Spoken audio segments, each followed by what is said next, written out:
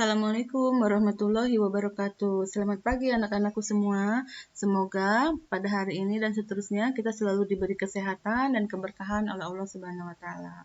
Mari kita sekarang masuk ke materi larutan penyangga. Apa sih larutan penyangga? Larutan penyangga itu adalah larutan yang terdiri dari asam atau basa lemah dan asam atau basa konjugasinya. Jadi dia itu pasangan ya. Gunanya buat apa? Larutan penyangga itu berfungsi untuk mempertahankan pH larutan. Jadi kayak di dalam tubuh manusia nih, kita memiliki larutan penyangga yang terdapat di dalam darah. Sehingga walaupun kita makan makanan asam-asam atau misalnya agak basa-basa sedikit gitu kan, dalam darah kita pH-nya tidak berubah ya. Di dalam darah itu ada larutan penyangga yaitu yang terdiri dari H2CO3 dan HCO3-. Sehingga darah itu pH-nya cenderung tetap ya. Nah, sekarang mari kita bahas teorinya dulu ya. Apa sih penyangga asam? Nah, penyangga asam itu adalah larutan terdiri dari asam lemah dan basa konjugasinya. Basa konjugasinya didapat dari garamnya. Ini contohnya yang sederhana ya. CH3COH itu kan asam dan CH3CONA. Nah, CH3CONA itu kan nanti dia akan terion ya menjadi CH3COO- dan Na+. Sehingga CH3COH dan CH3COO- nanti akan membentuk larutan penyangga.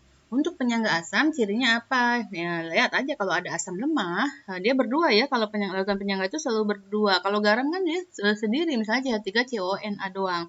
Yaitu untuk membedakan soal yang mana kita pakai rumus gitu ya. Kalau di larutan penyangga dia selalu berpasangan CH3COH asam lemah dengan garamnya. Kalau dia garam doang ya CH3COO-Na doang. Gitu ya. Nah, ini karena dia berpasangan dan ada yang lemah dan ada basa konjugasinya, maka dia adalah larutan penyangga.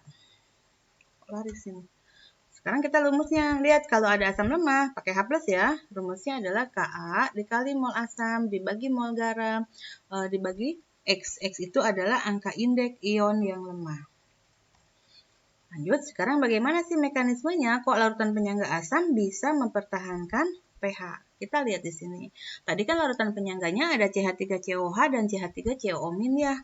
Nah, ketika ditambah sedikit asam, nanti H+-nya ini akan ditangkap oleh CH3COO- sehingga membentuk CH3COH.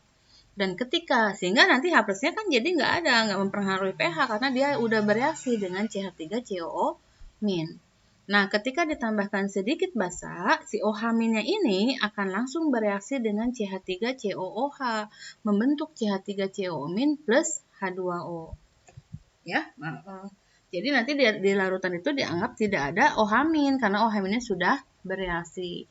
Nah, begitulah dia bisa mempertahankan pH. Jadi kalau ada datang H+ sedikit atau OH- sedikit langsung ditangkap dipakai bereaksi, ya, reaksi seperti tersebut. Lanjut sekarang penyangga basa. Penyangga basa itu terdiri dari basa lemah dan asam konjugasinya. Sama, asam konjugasinya didapat dari garam ya. Contohnya nih, basa lemahnya NH3, garamnya NH4Cl. NH4Cl nanti di dalam larutan akan terionkan menjadi NH+ plus Cl-. Sehingga NH3 dengan NH4+ itu kan pasangan asam basa konjugasi ya. NH3-nya basa lemah, NH+-nya asam konjugasinya. Nah, itulah nanti dia akan membentuk larutan penyangga. Ingat jika pasangannya ada basa lemah dan garamnya dan asam konjugasinya, kita pakai rumusnya OH- ya. Jadi OH- sama dengan Kb kali Nb dibagi Ng dikali X. Ya, ini mol basa yang Nb-nya, Ng-nya mol garam, X-nya angka indeks. Mekanismenya gimana? Hampir sama ya sama tadi. Jadi ketika ditambah sedikit asam, yang bereaksi adalah NH3-nya. Nanti H+-nya akan ditangkap dengan NH3 menjadi NH4+. Kalau kedatangan OH-, NH4+-nya akan langsung bereaksi dengan OH- membentuk NH4OH. Sehingga pH larutan cenderung tidak berubah karena kedatangan H+ dan OH- itu langsung disambut, langsung dipakai bereaksi oleh NH3 dan NH4+. Baik, sekarang kita bahas beberapa soal ya tentang larutan penyangga ya. Perhatikan di sini soal nomor 1. Yang ditanyakan adalah mana yang larutan penyangga. Tadi kan sudah dibahas, yang larutan penyangga itu pasti dia harus mengandung asam lemah dengan basa konjugasinya atau basa lemah dengan asam konjugasinya. Perhatikan di sini yang poin A. Poin A, ini CH3COH itu asam lemah, ini basa lemah. Ini nggak bisa ya, nggak bisa membentuk larutan penyangga ya. Perhatikan juga nomor B sekarang, ini ada NaCl, NaCl itu garam, ini juga asam lemah. Tapi NaCl tidak mengandung basa konjugasi dari CH3COOH. Jadi yang B juga bukan. Sekarang NH3 dengan K2E sudah jelas bukan ya. Jadi kalau nggak ada ion sejenisnya pasti ini bukan. Ya, karena pasangan asam basa konjugasi itu harus sejenis, ada ion sejenisnya ya. Ini yang D ada sejenis nih, SO4 sama SO4, tapi kan H2SO4 itu asam kuat, tidak bisa membentuk larutan penyangga. Sekarang lihat yang E. Yang E itu ada CH3COH dengan CH3COONA. Nah, ini CH3COH asam lemah, CH3COONA nanti dia akan terion, jadi CH3COO- dengan Na+. Jadi nanti ini adalah pasangan larutan penyangga ya. Jadi jawabannya adalah yang E. Gitu. Baik, sekarang kita lanjut ke soal nomor 2 ya. Di sini ada disajikan beberapa campuran ya, larutan. Terus disuruh menentukan yang manakah campuran yang pH-nya cenderung tidak berubah jika ditambahkan 2 tetes asam sulfat. Nah, ini maksudnya adalah larutan penyangga yang mana sih ya gitu ya. Jadi kita cek dulu masing-masing karena di sini ada volume dan molaritasnya. Ceknya cukup mudah, kita cek aja jumlah molnya ya. Berarti tinggal dikaliin nih 100 ml kali 0,2 atau ini 100 ml dikali 0,2 ya. Nah, kita cek di sini kalau ada asam lemah, CH3COH itu asam lemah ya, boleh kita tulis Al ya. Asam lemahnya berapa mili tuh? 100 dikali 0,2 berarti berapa? 20 mili mol. Terus di sini NaOH, NaOH itu basa kuat ya. Basa kuatnya 100 dikali 0,2. Jadi sama 20 mili mol. Nah, ini kalau tidak ada sisa, ini berarti sama ya jumlah asam sama basanya. Berarti ini nanti kalau direaksikan tidak ada sisa. Atau molnya sama, ya. Mol sama kayak gini, berarti dia ini bukan larutan penyangga, dia adalah larutan garam. Ya, ini ada nanti akan membentuk larutan garam. Jadi ngitungnya nanti pakai pH garam.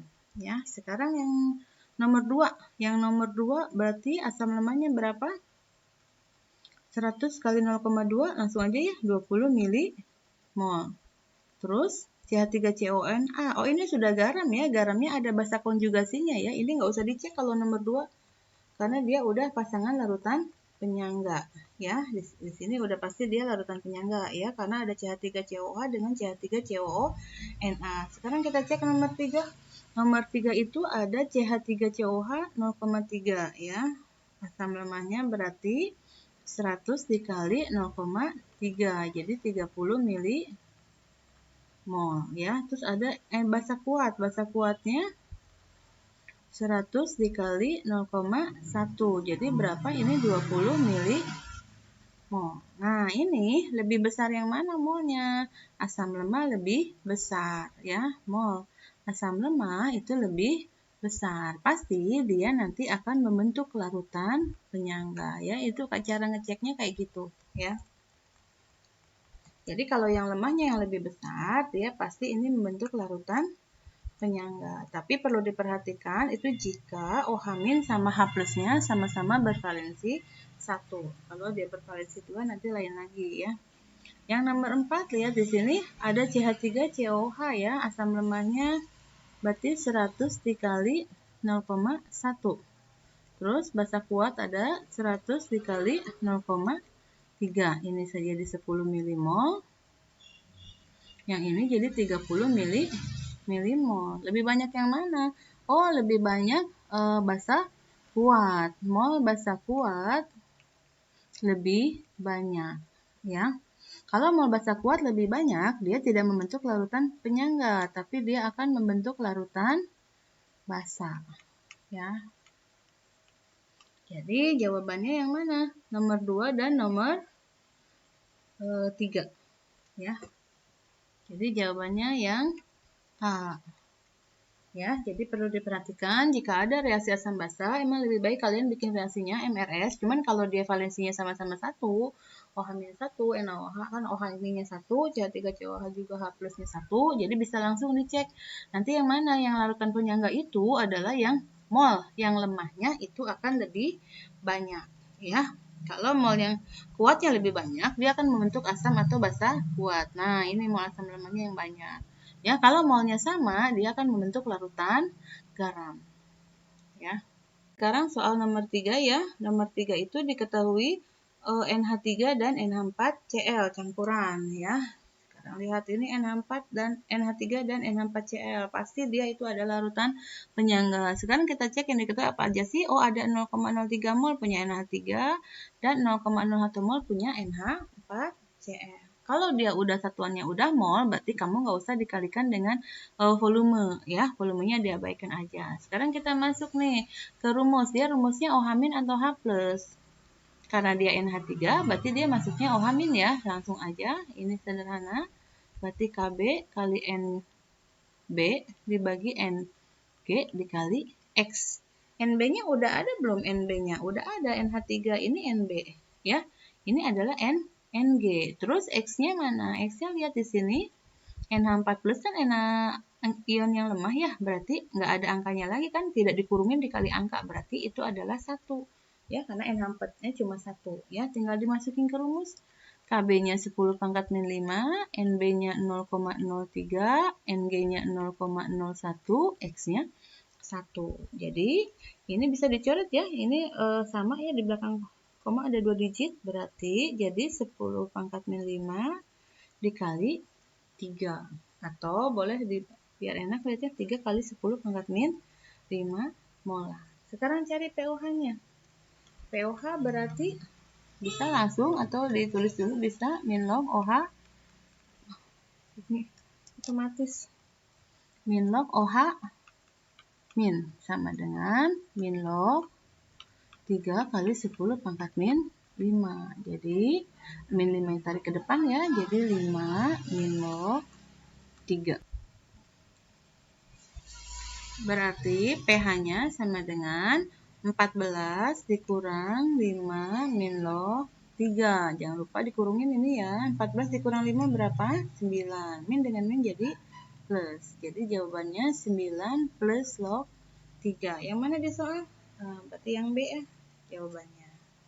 Perhatikan di sini nomor 4. Ada pencampuran larutan NaOH dengan asam asetat. Asam asetat itu asam cuka ya atau CH3COOH. Ya, karena dia ini adalah campuran asam basa, maka kita harus cek dulu ya bagaimana. Kita bikin dulu MRS-nya. Ini ada NaOH dengan asam basa. Terus ditanyakan apa? Oh, ditanyakan pH-nya. Ya, kita cek dulu. Nanti yang sisa apa? Apakah yang sisanya asam lemah, basa lemah, asam kuat atau basa kuat, atau nggak ada yang sisa ya? Karena nanti rumusnya lain-lain. Sekarang kita lihat di sini ada NaOH reaksinya dengan CH3COOH.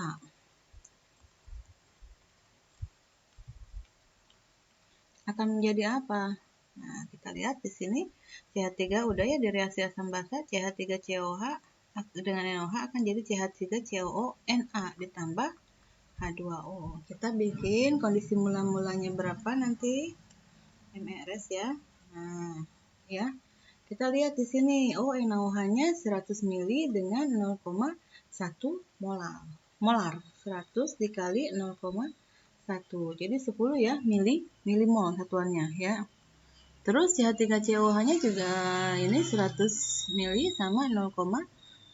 Berarti 100 dikali 0,2. Jadi 20 milimol. Ya, kondisi tersebut kita masukkan ke sini ke kondisi mula-mula ya. Ini NaOH-nya 10, CH3-nya 20. Nah, ini lihat di sini NaOH dengan CH3 udah setara ya reaksinya ya, koefisiennya satu semua. Untuk menentukan yang mana yang habis bereaksi, kita lihat cek reaktan pembatas ya. Reaktan pembatas itu adalah mol mula-mula dibagi koefisien. Lihat di sini NaOH mol mula-mulanya 10, koefisiennya nggak ada, di sini nggak ada tulisannya berarti 1 ya, berarti 10 bagi 1. Terus yang CH3COOH-nya juga ini 20 dibagi 1. Berarti yang mana yang kecil? Ya. Yang NaOH-nya 10 dibagi 1, 10. CH3COH-nya 20 dibagi 1, 20. Berarti lebih kecil NaOH. Yang lebih kecil itulah yang habis bereaksi. Berarti di lajur R kita juga tulis 10. Ya, supaya habis.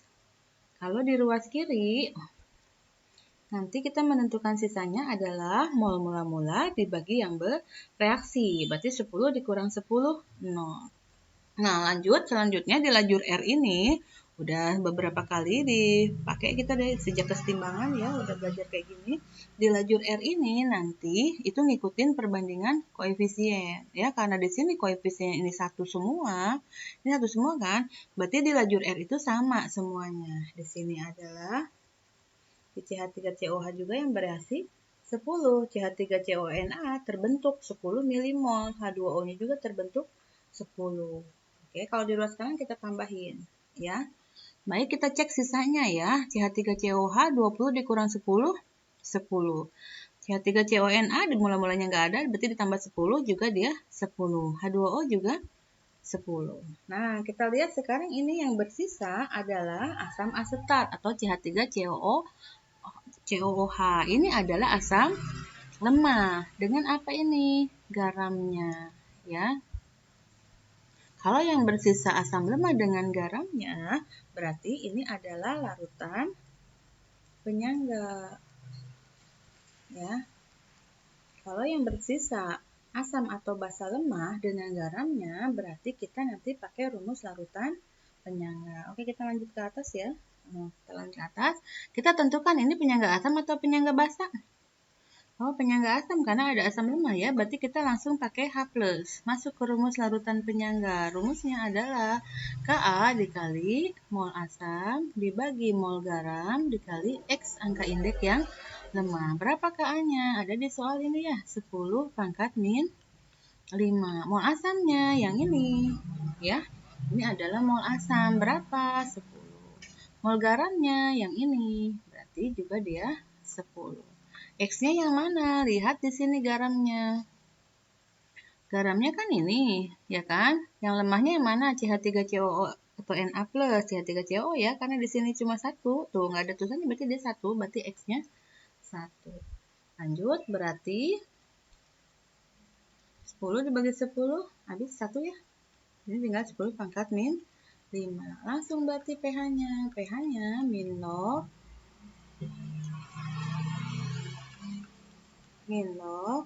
H+.